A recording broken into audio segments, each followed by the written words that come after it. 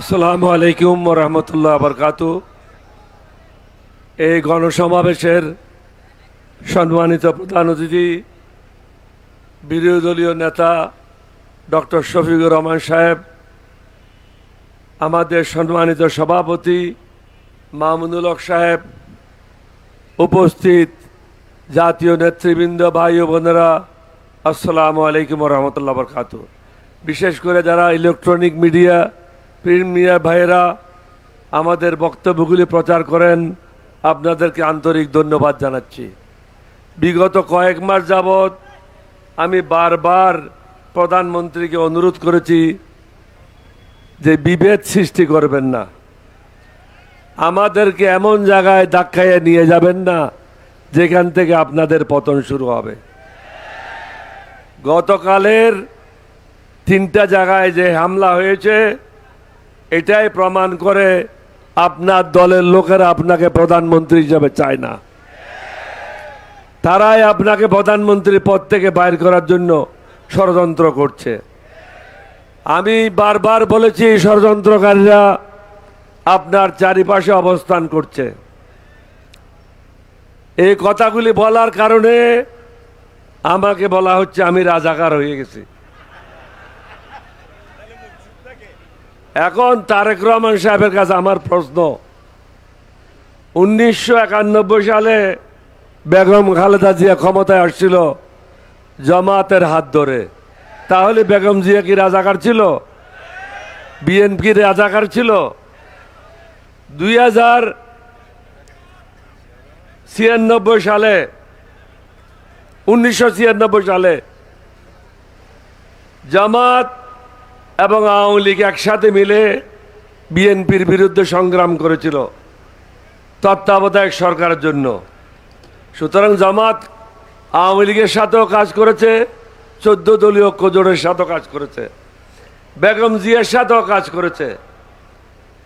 2001 সালে বিএনপির মন্ত্রিসভায় নিজামী সাহেব ছিল, মুজাহিদ সাহেব ছিল। আমি কিন্তু সেই মন্ত্রিসভায় ছিলাম না। তাহলে কি ওটা রাজাকারের মন্ত্রিসভা ছিল? আমার গায়ে গন্ধটা কোথায় পেলেন? আমি তো জামাতে যোগদান করি নাই। আমরা যারা বাংলাদেশের স্বাধীনতা সার্বভৌমত্ব রক্ষা করতে চায়, বিদেশিদের হাত থেকে বাংলাদেশকে নিরাপদ রাখতে চাই, বাংলাদেশের মানুষকে নিরাপদ করতে চাই, ইসলামিক আদর্শে বিশ্বাস করি, নবীর আদর্শে বিশ্বাস করি, আমরা ঐক্যবদ্ধ হয়েছি। এতে আপনাদের গাত্রদাহ হওয়ার কোনো কারণ তো আমি দেখি না। এটা ভারতের বয়ান, বাংলাদেশের মানুষকে বিভক্ত করে শাসন করা। তো দয়া করে এখনো সময় আছে। আপনার দলে যারা দালালেরা আছে তাদেরকে চিহ্নিত করেন। আমাদের কাছ থেকে আপনার কোনো বিপদ নাই। বিপদ হলো আপনার ঘরে যে দালালগুলি আছে তাদের কাছ থেকে আপনার বিপদ। আমরা কি চাই?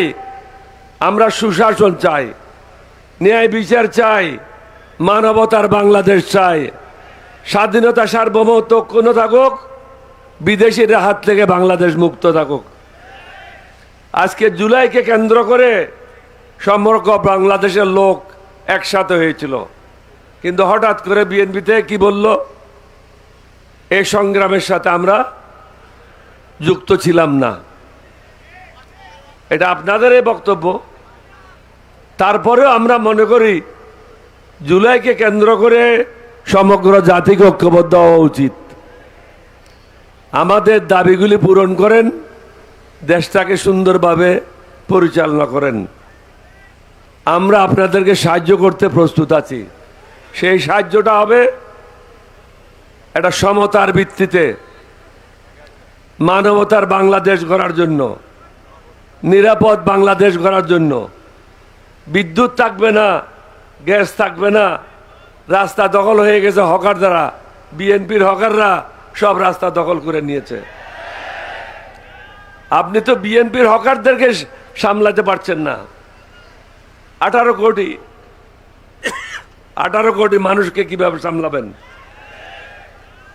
আগে ঢাকাটা পরিষ্কার করেন, তারপরে বুঝবো আপনি সত্যিকার অর্থে বাংলাদেশের মানুষের মঙ্গলের জন্য এসেছেন। আমি লম্বা করব না, জোহরের নামাজ আসন্ন। আপনাদেরকে শুধু একটাই কথা বলবো, ইরানের দিকে তাকান। ইমানে বলিয়ান হয়ে সমগ্র পৃথিবীকে দেখাই দিয়েছে ইমানের সাথে কেউ মোকাবেলা করা সম্ভব না। বেঈমান মুনাফেককে দিয়ে দেশের কখনো মঙ্গল হবে না।